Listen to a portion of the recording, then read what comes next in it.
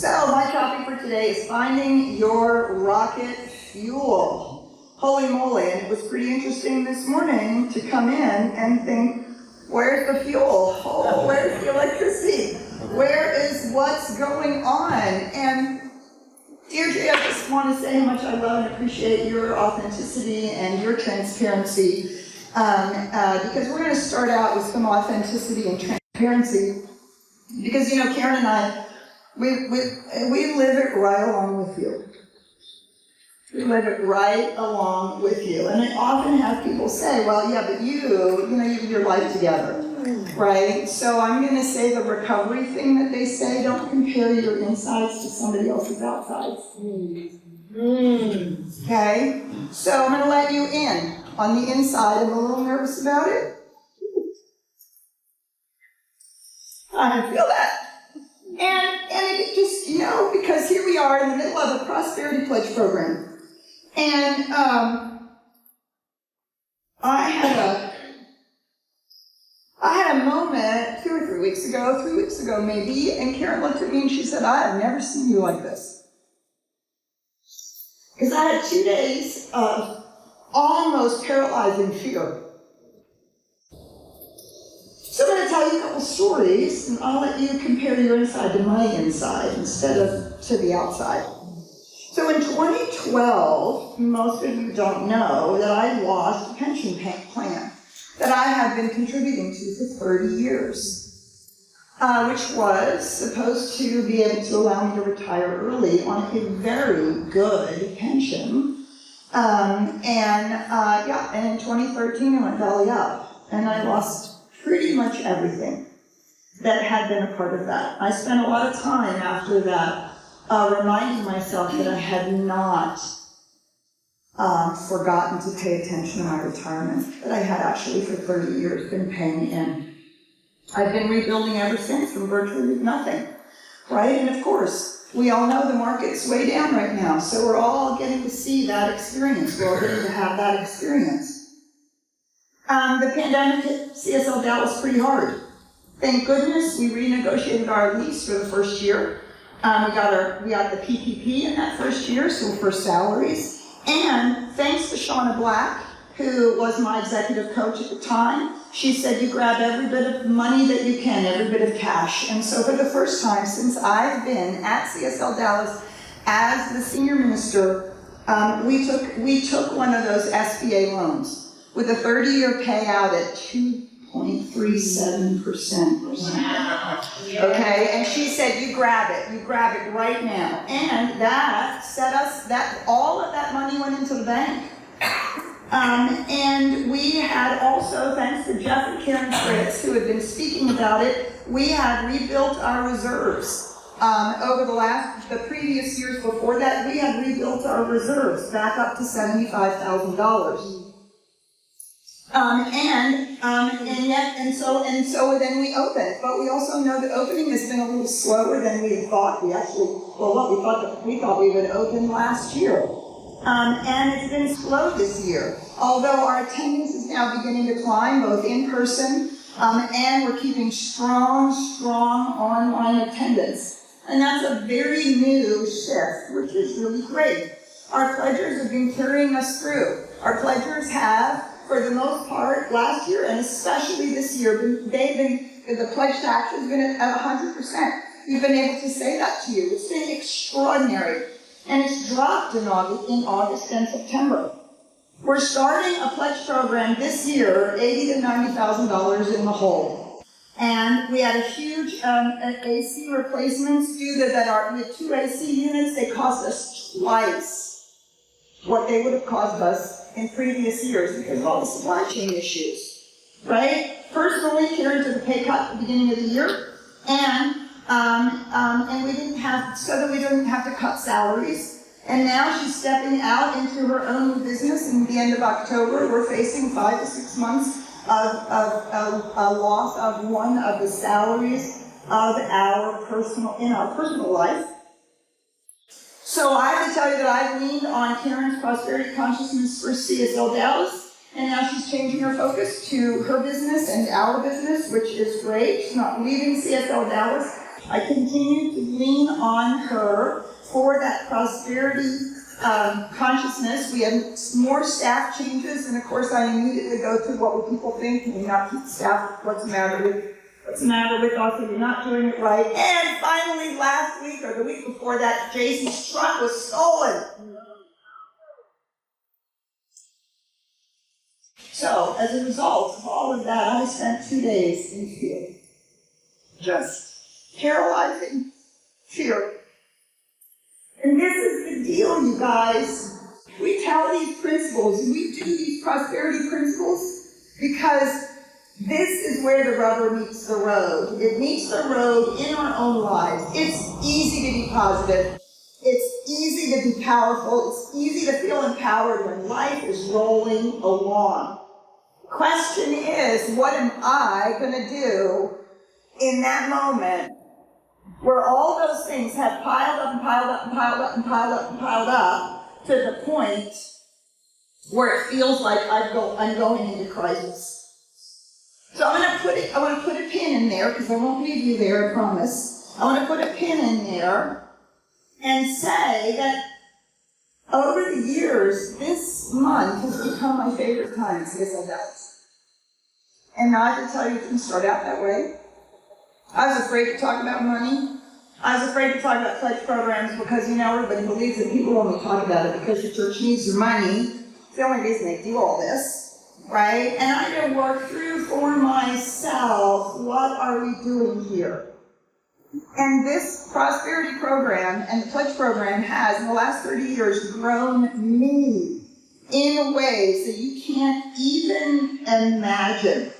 I learned prosperity principles by forcing myself to talk about them, by forcing myself to speak about them, and then to realize that if I was going to ask other people to pledge, I should probably be doing it myself. Yeah. And I started just like you, with a little pledge. And then I realized over the course of the years that if I was going to ask people to give more, I had to give more. And what I learned and discovered by using the pledge program as my proving ground for prosperity, that these prosperity principles work. This is why we couple the prosperity program with a pledge program.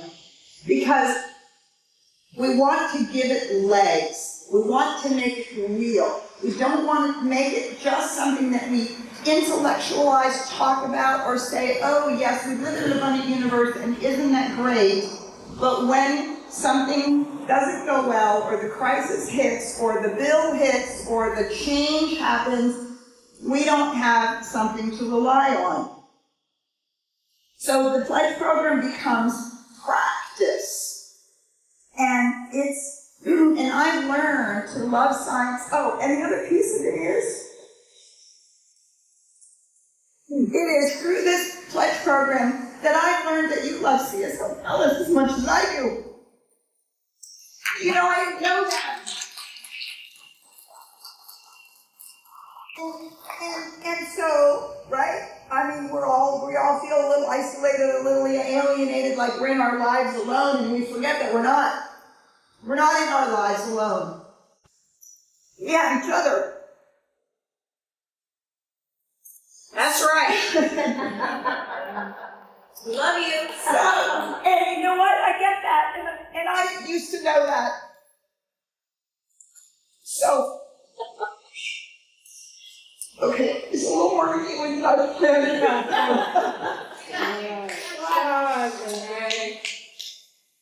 So the pledge program is used as a practice. We're not alone, and it makes the prosperity principles real.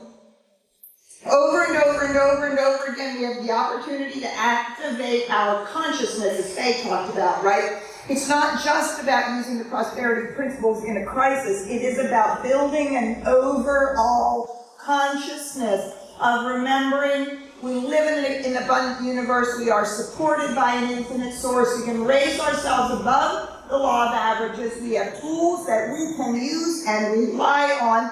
And we can have an entirely different experience. We do not have to allow the fear or the doubt or the old programming to run us. So that's what I did after 2 days of being, just consumed by that. The one thing I know is not to give it overly power by talking about it too much. Tried not to tell the story a lot about how afraid I was. But what I did is the first thing I did was I asked for spiritual support. If you are taking notes, I'm going to give you a roadmap of what I did. Maybe it will help you. The first thing I did was I asked for spiritual support. Karen and I have been treating together, affirming together. If you got here and you were able to receive a treatment by Raymond Charles Barker, we've been reading this treatment. With the power off, our copy machine stopped working halfway through. So we will be sending it out by the text app. And so this is the treatment that Armando credits for his work with the Cardboard Project, because he took this in one of Karen's prosperity classes. And so we've been doing this treatment. I've asked my prayer partners for treatment for my consciousness around prosperity and for absolutely standing in the truth of my conviction. And when I can't stand in the truth of my conviction, I lean into theirs, because they're not living inside my fear. They're living inside the truth. Number 2, I started rereading my favorite spiritual uplifting book, this thing called You. We've been reading it in a class, and I've been reading along, but I read it every time I woke up at 3 o'clock in the morning. I read it for 30 minutes or an hour. I read it in the morning. I read it in the afternoon. And as I was finding myself struggling with my own consciousness, I picked up my spiritual book to feed my consciousness with spiritual truth, to remember spiritual truth, that what is the truth of life, what is the truth of the source, and what is the truth of me. And the truth is that we raise ourselves out of the conditions. We raise ourselves out of the conditions to the spiritual truth. So I had to stop cataloging to myself that lovely little catalog that I gave you at the beginning. I had to stop telling myself those stories over and over and cataloging, and this, and then this happened, and then this happened. Did you know that happened? And oh my God, and I'm like, right, which is what we do. So feeding myself reminding myself of the information, and reminding all of us, I don't care what the market's doing, I don't care what your job is doing, I don't care what your retirement is doing, I don't care about any of those things. When we stand in the spiritual truth, we raise ourselves above the condition into the reality. By doing that, all of a sudden, I could begin to examine my fears. Step number 3, I began to examine my fears. And I noticed that it was not actually about money. My fear wasn't actually about money. It was actually about my ability to lead CSLDallas into the future, both the immediate and long term, because it is a little different than it was before. A lot of the skills that I have are about in-person community. We are definitely rebuilding that, and I love that. But half of our community is online, and it's necessary and important. We are feeding people in ways we've never fed them before. And when you can't be here, you can get us online. And so I had to look at all of my own limited beliefs about my inability, about my training didn't do this, I don't know enough about this, I'm not a 20-something, 30-something person, how can I, blah, blah, blah, right? Can you hear the litany? We all have that litany of limitation. And to examine those fears and to ask myself, are they true? And what do I do? What do we do when we find ourselves limited by fear and doubt? We apply affirmations. This is what your affirmation is for. So I started applying affirmative reminders. Infinite wisdom and intelligence flows through me. I have guidance, I have intuition, I attract people around me that I need. There's always good going on. This CSLDallas is attracting to it exactly who and what it needs. Over and over and over again, affirming the truth instead of listening to my fear. And sometimes we think our fear, oh, that's my intuition talking, I better pay attention to it. No, the fear is showing you and showing me where our principles need to be applied. That's what the fear is showing us. And I noticed, number five, I noticed where I wanted to pull back on what budget commitments I wanted to make. Where I wanted to pull back was all about my fear. Karen and I never pull back our giving, our tithing to CSLDallas. CSLDallas does not pull back its giving and tithing. We give and tithe on the offerings that we receive, period, end of sentence. Because that's the spiritual tools that we use. And what I reminded myself is that in our prosperity training, we often focus on inflow. We live in the abundant universe. And we focus on outgo. We give and we tithe and we tell the universe, yes, we have enough money to give. But we don't always talk about the middle piece, which is called stewardship. Stewardship is taking care of what we have. Stewardship is about making choices. So Karen and I talked about making some choices. Maybe we wouldn't start eating out, which we had begun to enjoy. Maybe we would make some other decisions about where we were placing our attention and being good stewards of our money. You see, it's a choice as opposed to pulling back out of fear. Very, very different things. And our pledge program helps us practice that. And our prosperity principles help us practice that. Because it's not just in money, you guys. Right? It's in expression, it's in contribution to the world, it's in building a new business, getting a new job, going for a promotion, all the ways in which we pull back out of fear, or we make choices about how we're going to spend our time, energy, and money. So we make our choices in alignment with our spiritual principles and our spiritual truth and our spiritual beliefs.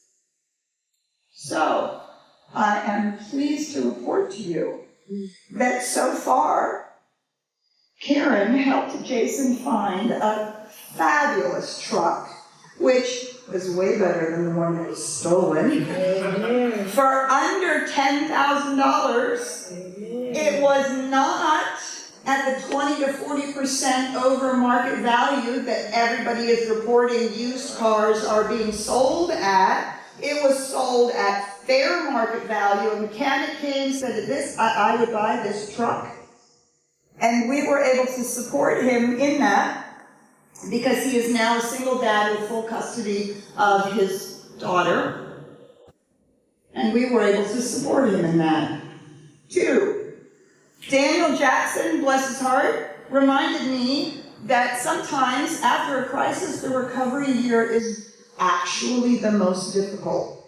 Well, that was new information to me. And I thought, oh my God, we're not doing anything wrong. Isn't that great? Because of course, isn't that where I go? I'm doing something wrong, I'm not doing my treatment right, I'm not doing prosperity principles right, no. And when he said that, right, he's in mortgage and finance, and he really knows what he's talking about, plus he's super steeped in principle, and he said, no, you don't need to be afraid.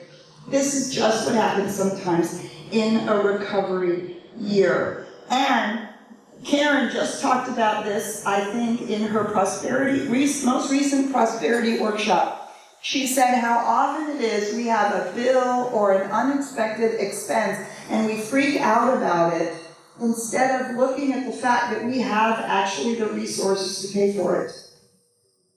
This is why we have a loan and reserves. Oh my God. Well, those were some pretty good decisions we made back there, weren't they? Do you see? By being able to see that and shifting that, all of a sudden, it's reframing. Right? We reframe it and go, no, this is why we did all that. So that we have the resources to move ourselves through this rebuilding, growing time. Unexpectedly, we had a regular significant donor call out of the blue and want to give his significant end-of-the-year contribution last week. right?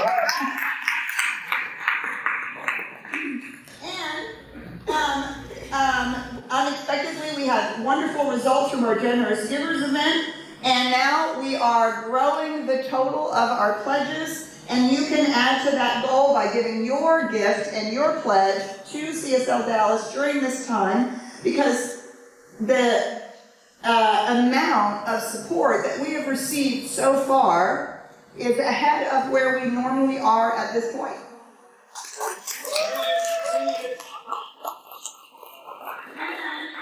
We have an opportunity to look at our budget, our staff, our rent, our facilities, and our opportunities to think about things in an entirely new way. Oh wait, didn't we say our annual theme was Sacred Disruption? Reimagine everything? Hello? So I feel so grateful to have colleagues who are sharing their experiences and insights and experiments. We have a staff and a core council that are unafraid to look directly at what is going on. Ernest Cohen says you look a fact in the face and you deny its spiritual validity. Who are willing to look at what's going on and ask ourselves, what is being called for? What is the newness that is being called for? Because business as usual is not happening, you guys. It's pretty much not happening anywhere, is it? Things are shifting and changing. Most importantly, I'm beginning to trust my own intuition again. I'm beginning to trust that there is an intelligence that is moving through me and through all of us, that the ideas of who to call, about maybe renting our space out more. By the way, it's vacant in the daytime. If you know anybody who would like to use our space during the day, or has a nonprofit we can incubate, or fabulous experiences, we could rent out our Joy Village to homeschooling co-ops. There's so many possibilities. And if all of us have our radar out and are attracting that, and think about how much good we can be for others, instead of being afraid of what we might lose. Okay, let me speak for myself. Maybe I get to see how much good we can do for others, instead of being afraid, right? So you're going to get a survey at the lunch. We're going to want to hear from you what some of your thought and idea is, like first off the top of your brain, not like big long, just not intellectual, intuitive, right? And really trusting. Once again, stepping into that deep trust that says, I know, we know, that we are 100% supported, that the infinite source is in fact flowing through us, as us, in our own personal lives, and here at CSL Dallas. So, here's the deal. I'm no longer afraid.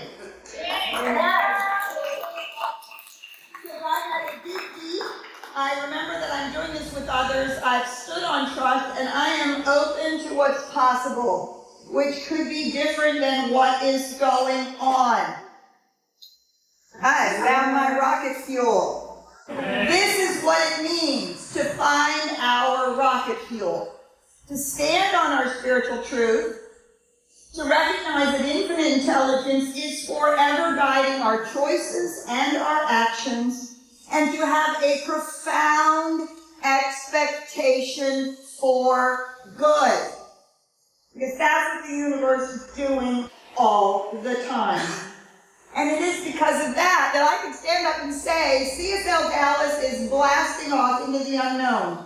We are soaring out of the conditions and limitations of this world to prosperity. To the prosperity of having everything we need to be a force for good in this world and beyond anything we have ever imagined before. And I'm personally committed to not letting anything stand in the way of CSL Dallas having a long and thriving future. So,